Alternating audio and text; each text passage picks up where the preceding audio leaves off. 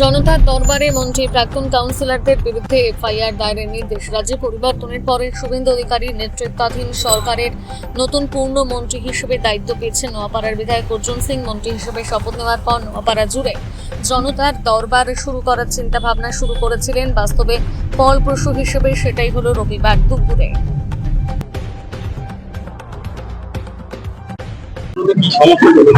সমস্যার অভাব নেই, শুধু সমস্যা আছে। পৌরসভা কাউন্সিলর গৌতম দত্ত লোকের ঘর খালি করে পয়সা নিয়ে নিচ্ছে। একটা কি রবি আছে, সে ঘর জোর করে দখল করে পয়সা নিয়েছে। ওর ঘর ওকে দখল করাচ্ছে, ওর ঘর ওকে ভাই ভাই মধ্যে ঝগড়া লাগিয়ে দিচ্ছে। দুনিয়ার তোলাবাজি কেস সবটাই নোট ডাউন করা হচ্ছে। কিছু পৌরসভা গাফিলতি আছে, পয়সা নিয়ে কল দেওয়া হয়, অথচ কলের পয়সা নেওয়া হয় না, নিয়ম আছে। এইসব নিয়ে কমপ্লেন সব পেয়েছি আমরা।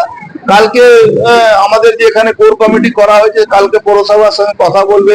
সুনীল সিং আছে, আমাদের ওই ধনঞ্জয় আছে, আরো 3 জন আছে, এরা কি কথা বলবে। কথা বলার পরে একটা মামলা, পৌরসভা মামলাটা সর্ট আউট করা, আইনানুগ ব্যবস্থা নেওয়া হবে।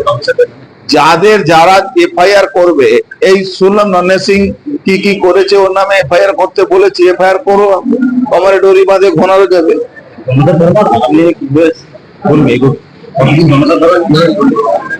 জনতা দরবার চলবে, আস্তে আস্তে সমস্যা কম হবে, ভিড়ও কম হয়ে যাবে।